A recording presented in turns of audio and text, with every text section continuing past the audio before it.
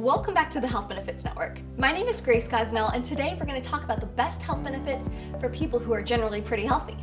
If this sounds like you, you're not alone, and people like this often feel a bit disenfranchised by the current health benefits landscape, and it's easy to see why. Even though you're healthy, eat right, and take care of your body, you're really not rewarded for that in lower premiums for insurance. That said, you may have more flexibility in what benefits you pick out for you and your family when you're healthy. So let's take a look at what benefits might be the best for you.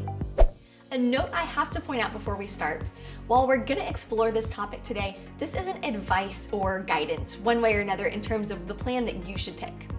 Always do your own research and make informed decisions for you and your family.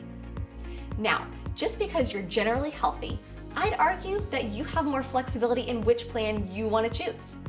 Not because there are more choices or anything like that, but someone with a multitude of health conditions might feel compelled to pick a low deductible or a plan with copays, knowing that it's going to possibly save them in the long run, making a high deductible plan completely undesirable to that person.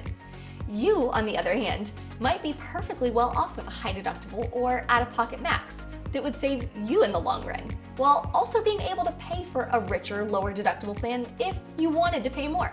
With that said, as a healthy person or family, you might want to look at a plan with a high deductible, or even a high deductible health plan, also called an HDHP. And while these sound very similar, they are not necessarily the same thing. A plan can have a high deductible and not be a high deductible health plan. Confused yet? A plan with a high deductible is just that. It could have any deductible that's deemed to be high. However, these plans differ in that they have things like copays that are there before you must meet your deductible. So with a plan like this, you might have a $75 copay to see a specialist, for example. In a true HDHP, high deductible health plan, there's a threshold that the deductible must meet or exceed. In 2023, that's a $1,500 minimum.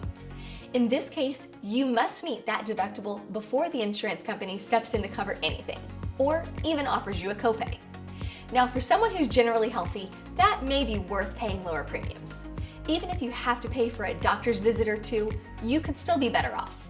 Another option for people who are generally healthy is a non-insurance-based solution called medical cost sharing. It works like this. You contribute a certain amount of money each month. Once you're a member and you have a new medical event come up, you're responsible for your initial insured amount, a dollar amount that you decide when you join. And then you look to the cost-sharing community to help you share the rest of the bills. It sounds simple, but it truly is. There's not all of the red tape, network restrictions, and other headaches that we're all used to dealing with insurance. On top of that, it's about 30 to 60% less expensive than traditional health insurance. For people who are generally healthy, this is what we've been looking for. A solution that rewards us for living a healthy life. I've been a medical cost-sharing member for years now, and if you'd like to hear all about my experience as a cost-sharing member and see if it's something that could be a good fit for your family, get in touch through the link in the description. I'd love to help you see if medical cost-sharing could be something great for your family too. If you enjoyed this video, please give it a thumbs up and be sure to subscribe to my channel. I'll be bringing you more content like this on how to save on the cost of benefits and make the most of the dollars you do spend. I'd also love if you'd share this video with a family member or friend who's looking to reduce the cost that they spend on health coverage. And if medical cost sharing sounds like something you'd like to learn more about, watch this previous video of mine where I share more about my experience as a member.